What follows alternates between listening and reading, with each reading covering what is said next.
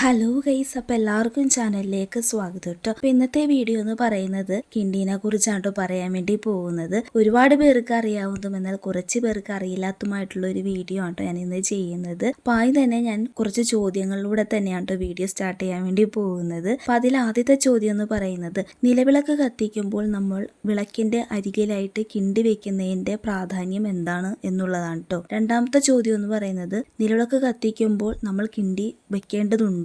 മൂന്നാമത്തെ ചോദ്യം എന്ന് പറയുന്നത്, നിലവിളക്ക് കത്തിക്കുമ്പോൾ കിണ്ടിയിൽ ജലം നിറച്ച് വെക്കുമ്പോൾ അതിന്റെ വാൽ ഭാഗം ഏത് ദിശയിലേക്കാണ് വെക്കേണ്ടത് എന്നുള്ളത്.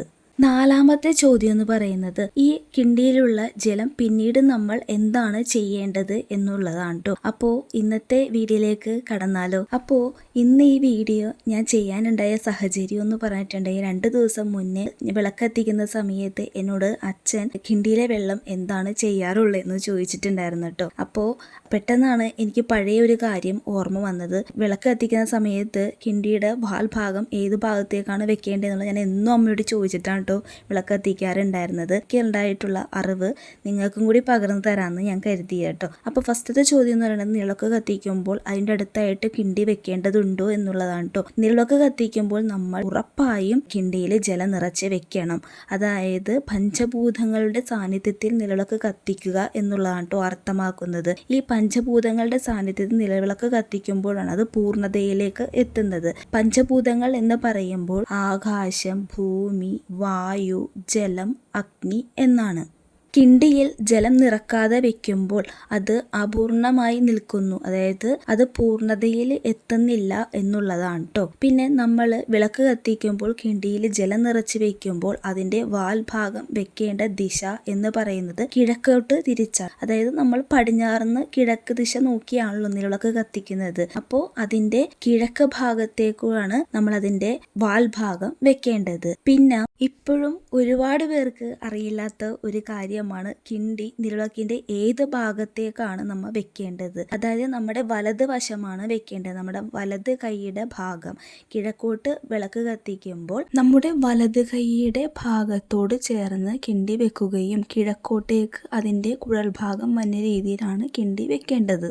ഇങ്ങനെ നമ്മൾ സന്ധ്യാസമയം നിലവിളക്കിൽ തിരിയിട്ട് കിണ്ടിയിൽ ജലം വെച്ച് ചന്ദനത്തിരിയോടുകൂടി പഞ്ചഭൂതങ്ങളുടെ സാന്നിധ്യത്തിൽ നിലവിളക്ക് കത്തിക്കുമ്പോൾ നമുക്ക് വീടിനെ ഐശ്വര്യം കൊണ്ടുവരികയാണ് കേട്ടോ ചെയ്യുന്നത്. പിന്നീട് നമ്മൾ ഈ ജലം, അതായത് നമ്മൾ നിലവിളക്ക് കത്തിച്ച് അത് കിടത്തിയ ശേഷം പിറ്റേന്ന് ആ ജലം നമ്മൾ എടുത്ത് കളയുമ്പോൾ ആ ജലം നമ്മൾ വലിച്ച് എറിയരുത്. പകരം നമ്മൾ അതൊരു തുളസിയുടെ ചെടിയിലോ അല്ലെങ്കിൽ വേറെ ഏതെങ്കിലും വൃത്തിയുള്ള ഏതെങ്കിലും ഭാഗത്ത് ഉള്ള ചെടിയുടെ കടക്കിൽ നമ്മൾ ആ വെള്ളം ഒഴിച്ചു കളയുകയാണ് കേട്ടോ ചെയ്യേണ്ടത്.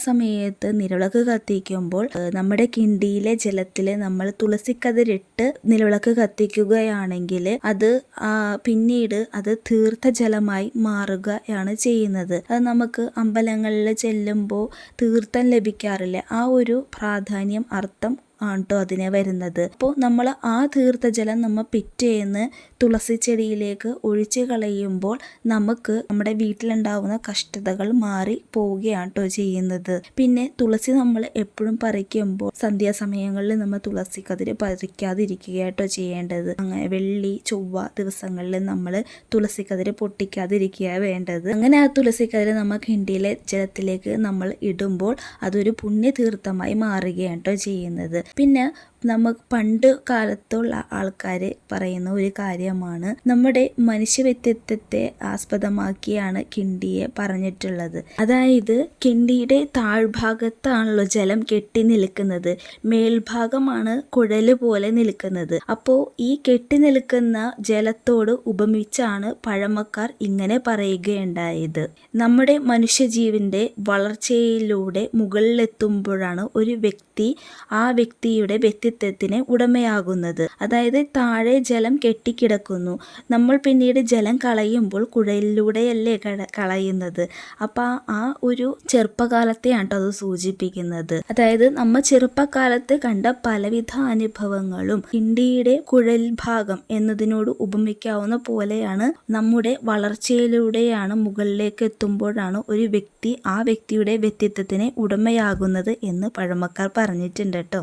അപ്പോൾ നമ്മൾ കിണ്ടിയിലെ ജലം കളയുമ്പോൾ എപ്പോഴും തുളസിയുടെ കടക്കയിലെ ഒഴിച്ച് വേണം കേട്ടോ കളയാനായിട്ട്. പിന്നെ അതുപോലെ തന്നെ നമ്മൾ ജലം കളയുമ്പോൾ ജലം നിറക്കുന്ന ആ മുകൾ ഭാഗത്തെ വാവട്ടത്തിൽ കൂടെ തന്നെ നമ്മൾ കളയുമ്പോഴും അങ്ങനെ കളയാറുണ്ട്. അങ്ങനെ കളയരുത്, അതിൻ്റെ ആ ഒരു കുഴൽ ഭാഗത്തു കൂടി തന്നെ കളയാൻ വേണ്ടി നമ്മൾ ഓർക്കുക കേട്ടോ.